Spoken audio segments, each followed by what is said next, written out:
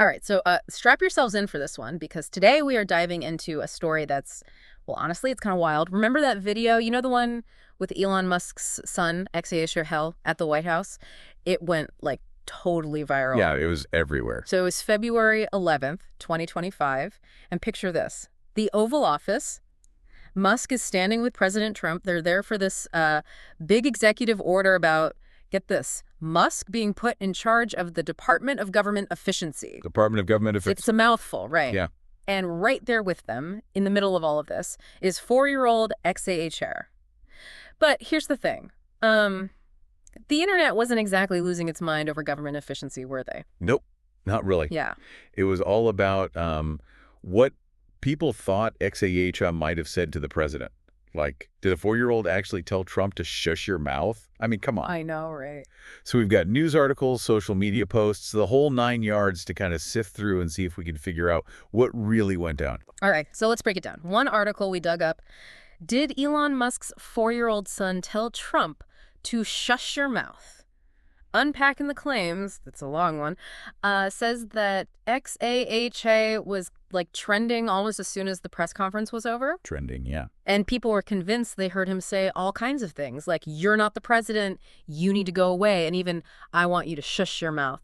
But got to point this out. The article doesn't actually confirm any of this was really said, just that these interpretations just blew up online. Yeah, and, it's easy to see why this whole thing captured everyone's attention. It feeds right into, the whole debate about Musk's influence. I mean, how much power does this guy really have? Right. We've got this other article here from Newsweek, and it points out that critics were already calling him President Musk because, well, he's got so much pull, even though he wasn't elected or anything. Yeah, yeah. So imagine if his own son just happened to say something that, even if he didn't mean it, kind of echoed that same idea, right there in the Oval Office. Whoa. It would be like throwing gasoline on a fire, right? It'd make it look like Musk's the one calling the shots, even in his son's eyes. That is a really interesting point. And speaking of Newsweek, they point out how a bunch of social media accounts jumped on this. I mean, we're talking at Right-Wing Cope with like 432,900 followers.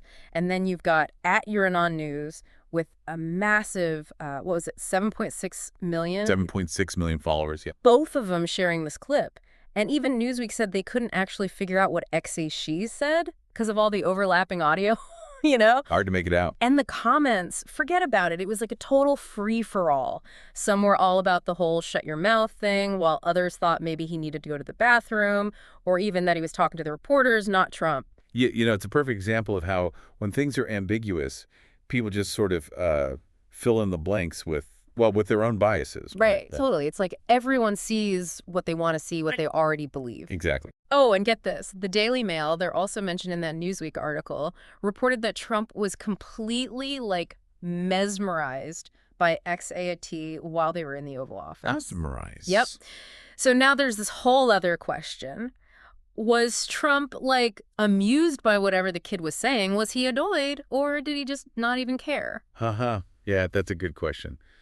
Adds a whole other dimension to the story, doesn't it? Yeah. Suddenly there's this human element right in the middle of this, political circuit. It really makes you wonder what was going through Trump's mind, right? What did he think XAT was trying to say? Yeah. But wait, hold up, because we haven't even gotten to Grimes's reaction. Remember, this all went down on what used to be Twitter, and she posted, "He should not be in public like this, but I'm glad he was polite. Sigh." Oh, wow. Right. You can practically hear the facepalm in that sigh. Yeah. But I think that's more than just a mom being embarrassed, isn't it? There's a layer of, I don't know, discomfort there, or maybe even concern about her son being used as a political prop, whether it was intentional or not. Oh, totally. It's like she sees the funny side of it, but she's also worried about the bigger picture. Yeah. And Newsweek even mentioned that some critics are trying to use this whole thing to make it seem like there's a rift between Musk and Trump, like there's some power struggle happening behind the scenes. Oh. And they're using this whole thing, something that should be, innocent, to push their own agenda. That's honestly kind of messed up. This 4-year-old is stuck in the middle of this whole political tug of war. It really highlights how even something as simple as, a kid's words can be twisted and blown out of proportion for political gain, especially these days with how divided everything is. It's like people wanted there to be drama, Like they were Yeah. looking for a fight, even if it meant twisting a little kid's words to fit their own political views. Well, yeah, I mean, it kind of shows how much we crave a good story, Mm. right? And how easy it is for those stories to be influenced by, what we already think. For sure. But let's get back to the main question here. What did X Akai She actually say? Even Newsweek admitted they couldn't decipher it, and the audio is like super muffled in every video out there. And that, to me, is the most telling part of this whole thing. Yeah. It shows just how much we look for things that confirm what we already believe, even when it comes to something like this. I mean, we're talking about a grainy video of a 4-year-old, and people are building these elaborate theories around it. It's kind of wild. You're right. It's like we want to believe he told Trump to shush, because it fits into this whole narrative we have about Musk. Yeah, Like he's challenging the establishment, even if it's not actually true. exactly. It really highlights how easily we can fall prey to our own biases, especially when it comes to something as, you know, emotionally charged as politics. We see what we want to see, hear what we want to hear, and just kind of ignore anything that doesn't fit our worldview. And social media just makes that whole thing worse, right? With the algorithms and all that, it's like they're designed to just show us stuff we already agree with. You end up in these echo chambers where you rarely ever see a different point of view. That's exactly right. And that's why this whole incident, even though it seems kind of ridiculous on the surface, is actually a really important reminder. It reminds us to, be aware of our own biases Yeah. and to be a little skeptical of the information we're taking in, especially when it seems to perfectly align with what we already believe. So instead of just blindly accepting whatever headline pops up on our feed, we need to take a step back and ask ourselves, is this actually credible? Where is this information coming from? What are the other perspectives on this? Yeah, it's about cultivating a habit of, really thinking critically about the information we're bombarded with every day. Because finding the truth requires us to constantly question what we think we know and to be open to different viewpoints. And to realize that sometimes the most compelling stories are the ones we create in our own minds, even if they're based on, pretty flimsy evidence. Exactly. It reminds us that reality itself can be a matter of perspective, and that our perspectives are often shaped by things we're not even aware of. This whole XAA chef and Trump thing really shows how much the way we interpret something can matter, maybe even more than the actual event itself. That's a really interesting point. It suggests that the meaning we take from events and how those events ultimately shape public opinion is heavily influenced by the narratives that surround them. Yeah, it's like we're all participating in this giant act of interpretation, constantly trying to make sense of the world around us. But are we doing it consciously, or are we just reacting to the stories we're being told? That's a question we should all be asking ourselves.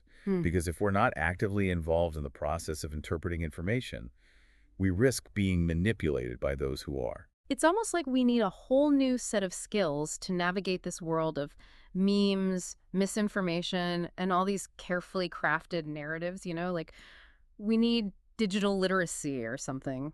I think you're right. We need to be more discerning about the information we consume, more aware of how our perceptions are being shaped, and more adept at recognizing the subtle yet powerful ways in which our understanding of the world is being influenced. So, like, the next time you see a viral video or a headline that seems a little too perfect, just take a second, pause. Ask yourself, what's the context here? What are the different interpretations of this? And maybe most importantly, am I letting my own biases affect my judgment? Those are such important questions to ask in today's world, because let's be real, the truth is out there. But a lot of times it's buried under layers of spin, speculation, and biased reporting. We've got to do the work to dig through all that noise and try to find the actual signal. And remember that the signal might be weak and it's probably complicated. We have to stay alert and approach everything with a healthy dose of skepticism. Absolutely, because in a world where what we perceive becomes our reality, being able to think critically, separate truth from fiction, and spot manipulation, well, it's not just a good skill to have, it's essential for navigating the complexities of modern life. It's like we need to become like internet detectives or something, always on the lookout for clues and questioning the easy answers. Yeah, exactly. We can't afford to just passively absorb information anymore. We have to be active, engaged, think critically about everything we see and hear online. And remember that every piece of information, every story, it all comes with a perspective, an agenda. So where does all this leave us with Elon Musk's son, the internet going crazy, Grimes' kind of cryptic post, this big question about how we make sense of things in the age of social media? What's the takeaway here for everyone listening? Well, I think the main thing is we've seen how something as, seemingly insignificant as a blurry video of a 4-year-old can blow up and become this huge global conversation. And it reveals a lot about us, our biases, how easily we can be swayed, all of that. Yeah, it's easy to think we're all these rational, objective thinkers, but then something like this happens and it shows how much we're influenced by emotion, by stories, by wanting to believe what we already believe. Exactly. It's like a wake-up call. Be more careful about the information you take in and realize that the way something is presented, the story that's built around it, can be way more powerful than the actual event itself. So, like, don't just take the headlines at face value. Do some digging, look into who's saying what, and consider different points of view. And be careful about things that sound a little too good to be true, things that fit perfectly into your worldview. Yeah. Sometimes the most convincing stories are the ones we tell ourselves without even realizing it. Right. So next time you're watching some viral video or scrolling through a hashtag that gets you all fired up, take a second, hit pause, ask yourself, am I getting the full story here or just a carefully chosen part of it? What are the motives here? Whose agenda is being pushed? And I think most importantly, am I letting my own biases cloud my judgment? Those are all key questions, especially now where information is used as a weapon and attention is like a currency. Being able to think for yourself, separate fact from fiction, see when you're being manipulated, it's not just a nice skill to have, it's crucial. We've talked a lot about how we interpret things today, but here's a final thought to leave you with. If the way we see things really does shape our reality, then who gets to decide what's real? And what's our responsibility, each of us, to make sure that the reality we're creating is based on truth, on critical thinking, and on questioning the easy answers? That's a great question. Definitely something to think about, especially as we navigate this increasingly digital and often confusing world. For sure. And until next time, keep digging deeper, keep asking questions, and remember, don't just take in information, question it.